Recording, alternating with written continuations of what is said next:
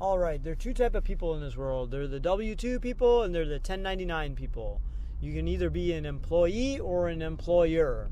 And you'll quickly figure out through life where you fall out of these two categories. Most people are employees.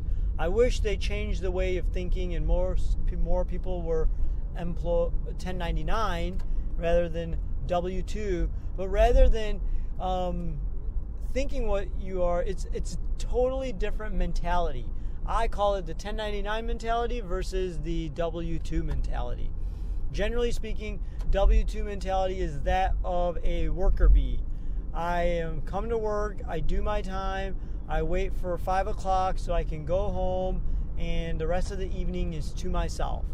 And as opposed to the 1099 people, the attitude is more like, how can I make other people work for me, or how can I make my money work for me, or what kind of business can I open to forward my betterment. It's a little bit more of a cynical way of thinking, or a little bit more of sadistic's not the right word, but it's a more of a I would say cynical way of thinking, where or I would maybe selfish way of thinking of how can I have other people make me money, but at the same time it's how can I employ other people to make them productive by creating a system that produces. That's 1099.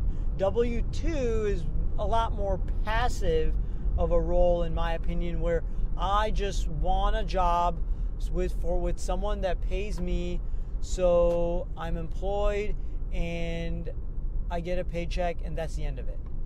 Now that's fine and dandy, and obviously the world, that's the majority of the place most people fall.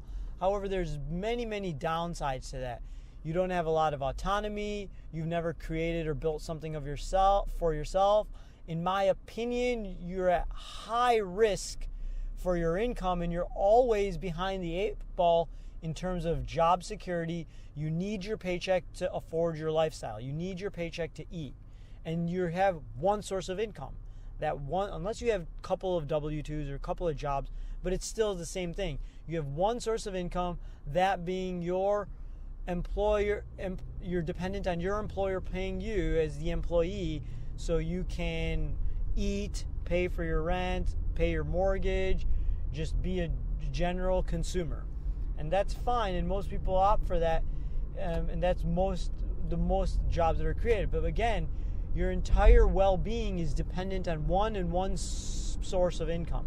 In my opinion, that's pretty risky. I have been in that position before, and I guess understanding this for myself, I always felt at risk, but I felt a lot better when I got a second job. I felt a lot less stressed because I didn't need both jobs. I needed at least one, and so I kind of spread my risk into 2.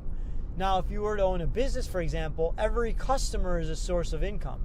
So therefore, if you lose one customer, obviously it's not good, but you have maybe hopefully another 100 customers that are still purchasing your goods or services. So your risk is a lot lower.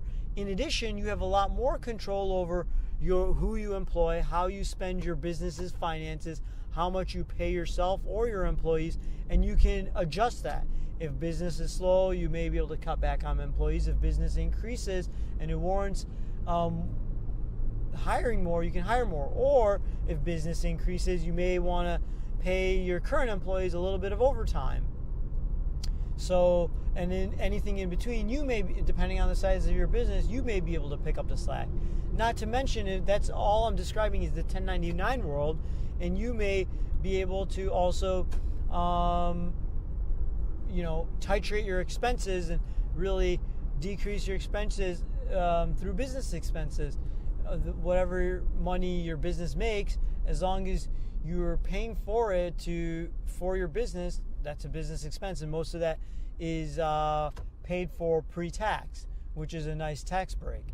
And depending on the income of your business, can make an impact of anywhere between 20 to 40%. So anyways, this is a little bit of my thoughts between the W-2 world and the 1099 world, and I really think they're just two different ways of thinking.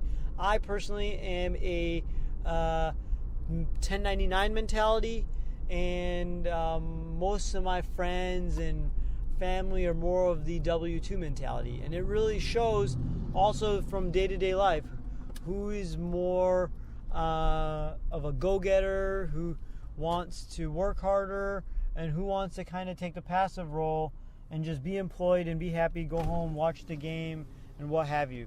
All right, hope that kind of it's more of a mentality. I'm not here to go into the actual differences between actual tax W-2 or 1099, just kind of the different methodologies of thinking. All right, please leave in the comments below which is your type of mentality, what benefits you see from W-2 or 1099, and I hope I'll enjoy reading what you have to say. Thank you. Bye-bye.